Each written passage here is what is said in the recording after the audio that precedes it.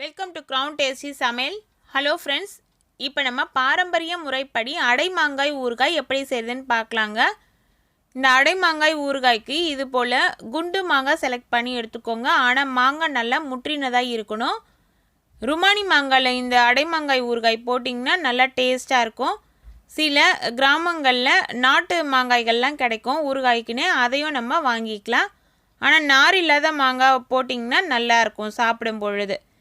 இது செலக்ட் பண்ணிவிட்டு நல்லா வாஷ் பண்ணி எடுத்துடுங்க. வாஷ் பண்ணி ஈரம் போக தொடச்சி எடுத்துட்டு ரெண்டு சைடும் இது போல் நம்ம கட் பண்ணணும்.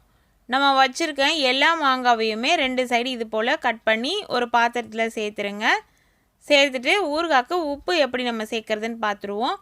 நீங்கள் தேர்ந்தெடுக்கிற உப்பு கல்லுப்பா மட்டுமே இருக்கட்டும். இன்னொரு பாத்திரம், அகலமான பாத்திரம் எடுத்துகிட்டு அந்த பாத்திரத்தில் கட் பண்ணியிருக்கோம் பார்த்தீங்களா, அந்த ஒரு சைடு உப்பை வச்சு நல்லா அமுக்கணும். இன்னொரு சைடும் உப்பை வச்சுட்டு இது போல் நல்லா டைட்டாக அமுக்கி விடுங்க.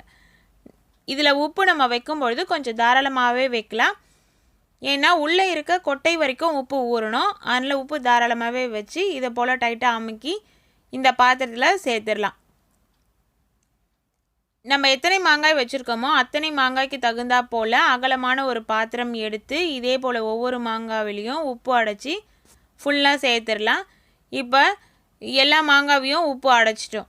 இதில் பார்த்திங்கன்னா தேவையான அளவு தண்ணி விட போகிறோம். நம்ம விடுற தண்ணி பார்த்திங்கன்னா ரூம் டெம்பரேச்சரில் இருக்க சாதாரண தண்ணியே போதும். தண்ணி இதில் சேர்த்துடலாம். தண்ணி நல்லா மாங்காய் மூழ்கிற அளவுக்கு ஓரளவு விட்டுடலாம். தாராளமாகவே விடலாம். ஏன்னா இந்த உப்பு கரைஞ்சி உப்பு புளிப்பு எல்லாமே உள்ளே ஊறணும். அதனால தாங்க. ஒரு மெல்லிஸ் காட்டன் கிளாத் எடுத்து இது போல் நீங்கள் ஒரு கயிறு வச்சு கட்டி வச்சுருங்க. இந்த ஊறுகாய் நீங்கள் இன்றைக்கி ஈவினிங் இது போல் ரெடி பண்ணி வச்சிட்டிங்கன்னா நாளைக்கு ஃபுல்லாக இதே மாதிரி ஊறணும். ஊறின பிறகு அடுத்த நாள் தான் நீங்கள் காய வைக்கணும். ஆனால் நடுவில் ஒரு 2 மணி நேரத்துக்கு ஒரு முறை இதே போல் கலந்து விட்டு அடியில் இருக்க மாங்காய் மேலே இருக்க மாங்காய் அடியிலன்ற மாதிரி மாற்றி மாற்றி வச்சுருங்க. அப்போ தான் உப்பு நல்லா கரைஞ்சி உள்ளெல்லாம் ஊற ஆரம்பிக்கும். நல்லா இது போல் 1.5 நாள் இல்லை 2 நாள் நல்லா ஊறின பிறகு அதுக்கு அடுத்த நாள் தான் நம்ம வெயிலில் காய வைக்க போகிறோம். இதே போல் நல்லா மாங்காவெல்லாம் நம்ம திருப்பி விட்டாச்சு. திரும்பவும் துணி போட்டு கட்டி மூடி எடுத்து வச்சுருவோம். மூடிட்டு அடுத்த நாள் மார்னிங், அதாவது நீங்கள் நேற்று ஊறுகாய் ரெடி பண்ணியிருப்பீங்க, இன்றைக்கி ஃபுல்லாக இது ஊறுது. அதுக்கு அடுத்த நாள் எடுத்துகிட்டு ஓப்பன் பண்ணி பார்த்தா லைட்டாக கலர் சேஞ்ச் ஆகிருக்கும். இந்த சமயத்தில் இந்த தண்ணியிலேருந்து ஒவ்வொரு மாங்காவையும் எடுத்து ஒரு பிளேட்டில் ஃபுல்லாக நம்ம அடுக்கி எடுத்து வைக்க போகிறோம். கையிலேயே நம்ம எடுத்துக்கலாம். ஒரு அகலமான பிளேட் எடுத்து இது போல் எல்லா மாங்காவையும் வச்சுருங்க. அந்த தண்ணியை நம்ம திரும்பவும் வெயிலில் காய வைக்கணும். மாங்காய் இருக்க தட்டியும் வெயிலில் வச்சுட்டு பக்கத்துலேயே அந்த தண்ணியை வைக்கணும். தண்ணி காய வைக்கும்பொழுது துணி கட்டியே வைங்க. அப்போ தான் தூசுலாம் படாமல் இருக்கும்.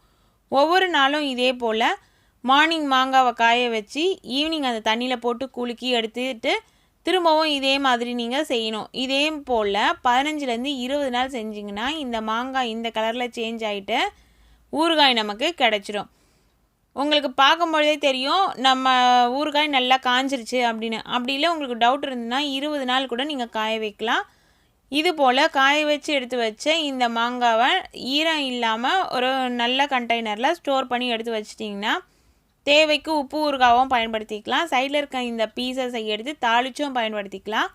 நடுவில் இருக்க இந்த கொட்டை பகுதி இருக்குது இல்லைங்களா, அதை நல்லா இடித்து உள்ளே இருக்க மாம்பருப்பு எடுத்து மாங்கொட்டை குழம்பு வைக்கிறதுக்கு பயன்படுத்திக்கலாம். மாங்கொட்டை குழம்பு வைக்கும்பொழுது இந்த அடை மாங்காய் ஊறுகாயோட அந்த மட்டை பகுதி உடைக்கும் பொழுது 2ஆக பிரியும். அந்த மட்டை பகுதியும் நீங்கள் குழம்புல சேர்த்திங்கன்னா குழம்பு ரொம்பவே டேஸ்ட்டாக இருக்குங்க. மாங்கொட்டை குழம்பு எப்படி வைக்கிறது அப்படின்னு நம்ம சேனலில் ஆல்ரெடி வீடியோ போட்டிருக்கேன். அந்த வீடியோவோட லிங்க்கை நான் டிஸ்கிரிப்ஷனில் கொடுக்குறேன். பார்க்காதவங்க பார்த்து தெரிஞ்சுக்கோங்க. இந்த பாரம்பரியமான அடை மாங்காய் ஊறுகாய் ரெசிபி உங்களுக்கு பிடிச்சிருந்ததுன்னா வீடியோவை லைக் பண்ணுங்கள், ஷேர் பண்ணுங்கள். என்னோடய ரெசிபிஸ் உங்களுக்கு பிடிச்சிருந்ததுன்னா நம்ம சேனலை இது வரைக்கும் நீங்கள் சப்ஸ்கிரைப் பண்ணாதவங்களாக இருந்தால் சேனலை சப்ஸ்கிரைப் பண்ணுங்கள். Thank you friends.